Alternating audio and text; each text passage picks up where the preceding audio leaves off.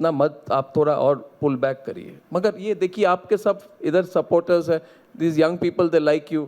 Non technical reply, एक non technical reply हो जाए देवेंद्र फडणवीस जी से। Devendra Fadnavis, you are a young leader, you are even younger than Rahul Gandhi.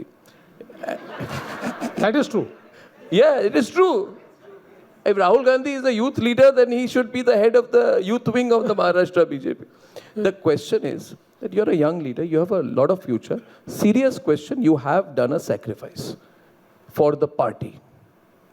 There is no doubt, और मैं तो कोई दूसरा कहे कि नहीं कहे जर्नलिस्ट, मैं तो आपको ऑन योर फेस कह सकता हूँ कि you have done a sacrifice for the party. But you must also have an aspiration इसके आगे. People also have aspirations. Your followers will want to see their leader take the next step. So you're managing the alliance very well in a difficult situation. You have also taken the responsibility on yourself. Result के बाद आपने अपने sir पे पूरी जिम्मेदारी ले ली थी 4 जून को ही. तो ये महाराष्ट्र चुनाव अगर आपकी तरफ जाए, if it goes your way, what will be your next step?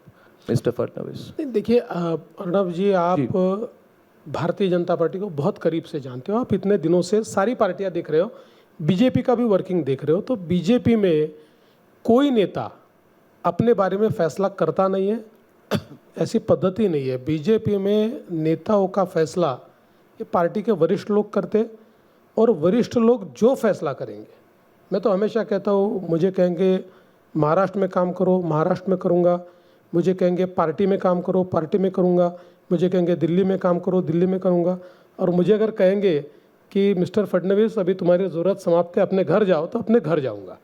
क्योंकि मेरी पार्टी ने मुझे बहुत दिया है, जो जिम्मेदारी दी उसको अच्छे से निभाने का प्रयास किया है, मैं बहुत सेटिस्फाइड हूँ।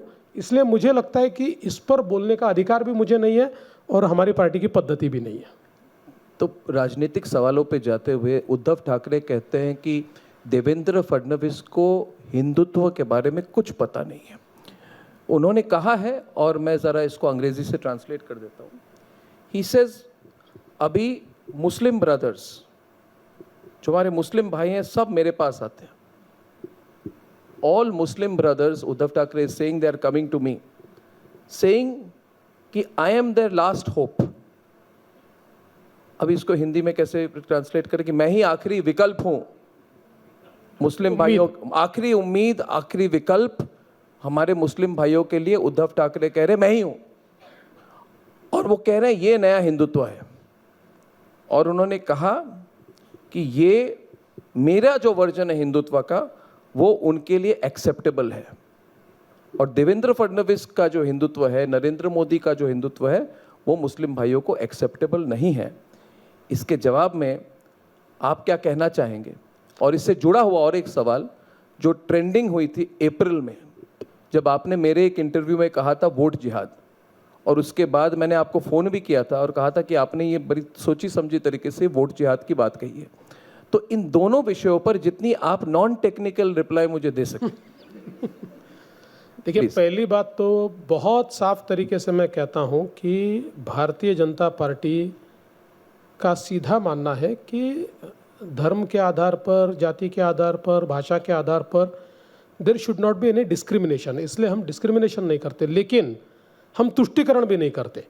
केवल वोट की राजनीति के लिए हम कल तक जो हिंदू हृदय सम्राट शिवसेना प्रमुख बाला साहब ठाकरे थे, उनको जनाब बाला साहब ठाकरे नहीं बोलेंगे, चाहे कोई वोट दे या न दे। और ये जो राजनीति में कुलाटी मारी है उद्धव जी ने, जिस प्रकार से उद्धव जी ने इसमें जो अपने विचारों को बदला है, वो अपने दिल को बहलाने के लिए कह सकते हैं कि हिंदुत्व है, मेरा हिंदुत्व सही है, लेकिन वो एक बार आईना देख ले तो मुझे लगता है कि वो भी ये जानते हैं कि वो गलत बात कह रहे हैं। जिस प्रकार से तुष्टिकरण में वो गए, देखिए बाला साहब ठाकरे, एक चीज़ के लिए हम लोगों ने मानना चाहिए, उन्होंने कभी वोटों की चिंता नहीं की। वोट के लिए तुष्टिकरण उन्होंने कभी किया नहीं। और बिल्कुल उनके उल्टा आज उद्धव ठाकरे जी कह रहे हैं। मुझे तो आश्चर्य होता है कि उद्धव ठाकरे जी को अब उनके कैंडिडेट के प्रचार के लिए बॉम्ब ब्लास्ट का आरोपी चलता है। उद्धव ठाकरे जी के किसकी? उनका जो कैंडिडेट मुंबई में एक कैंडिडेट था, उसके प्रचार में बॉम्ब ब्लास्ट का आरोपी था। बाद में फिर उन्होंने पल्ला झाड़ लिया। उसके बाद आप देखिए उद्धव ठाकरे जी के जो इलेक्शन की रैली थी, उस रैली में पाकिस्तान का झंडा लहरा रहा था। तो ये क्या हो रहा है, ये कहाँ, मतलब मैं ये समझ नहीं पा रहा हूँ कि वोट की उनका राजनीति। कहना है जिन विषयों पर आपने कहा है, उनका कहना है कोई अगर आ जाए, कोई अगर पाकिस्तान का झंडा लहराए, कोई अगर कुछ कहे, उनके लिए वो कैसे जिम्मेदार है? मुझे लगता है कि अगर वो ऐसा कहते हैं तो मैं इसके ऊपर इसलिए कुछ नहीं कहूँगा कि मतलब इससे वीक समर्थन ऐसी चीज़ों का दूसरा कोई हो ही नहीं सकता। क्योंकि आप रैली निकाल रहे हो, आपकी रैली में झंडे लहरा रहे, आप बोल सकते हो नहीं चलेंगे झंडे, हिम्मत है चाहिए। मेरी रैली में कोई लाकर दिखा दे पाकिस्तान का झंडा, वही गाड़ दूंगा उसको।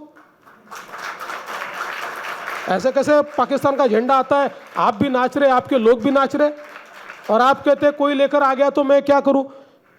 ऐसा होता है? नहीं, वो ये तो ऐसे लोग हैं कि इनको अगर हम देश की बागडोर दे दे तो पाकिस्तान से कोई आकर यहाँ पर बम धमाका कर दे, ये कहेंगे कोई आ गया तो मैं क्या करूं, मैं थोड़ी जिम्मेदार हूं। ऐसा थोड़ी होता है जी। नहीं, मगर ये सब विषय देवेंद्र फडणवीस उठा क्यों रहे हैं? इनका विकास के साथ क्या करना? देवेंद्र फडणवीस की राजनीति पोलराइजिंग राजनीति है, कम्युनल राजनीति है, हिंदू मुस्लिम पॉलिटिक्स करते हैं देवेंद्र फडणवीस, और फिर कहते हैं कि मैं रात भर काम करता हूं इंफ्रास्ट्रक्चर के लिए, डेवलपमेंट के लिए। मगर जब पब्लिक रैलीज में देवेंद्र फडणवीस जाते हैं, उनको पता है कि यही चलती है। तो आई वांट टू अंडरस्टैंड कि देवेंद्र फडणवीस को भी तो कभी ना कभी उसका रिस्पॉन्ड करना पड़ेगा। मुझे पता है आप हार्डवर्किंग नेता है, रात को 3 बजे तक आप काम करते हैं, मीटिंग करते हैं, मगर ये कहते हैं कि ये सब विषय क्यों उठाते? वोट जिहाद। देखिए, पहली बात तो पाकिस्तान, मेरा कोई भी भाषण आप सुनेंगे, मैं 90% ये विकास पर बोलता हूँ, हमने क्या किया इस पर बोलता हूँ, और मैं दावा करता हूँ, दावा, और मेरा ओपन चैलेंज है।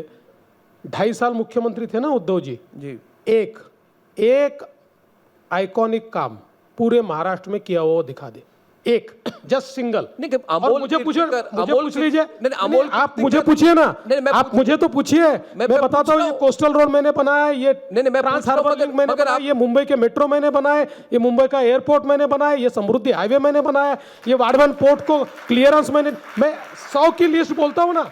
नहीं, वो ठीक है, मगर अमोल कीर्तिकर 93 के बॉम्ब ब्लास्ट के अक्यूज्ड के साथ कैंपेन कर रहे, नहीं कर रहे, वो 1% भी क्यों हो? देवेंद्र फडणवीस उसको इग्नोर क्यों नहीं करते हैं? क्यों इग्नोर करेंगे भाई? जिसने मेरी वो अमोल कीर्तिकर की अपनी जिसने मेरी मुंबई को दहला दिया, जिसने मुझे मुंबई के सैकड़ों लोगों को मार दिया, ऐसे बॉम्ब ब्लास्ट के आरोपी के साथ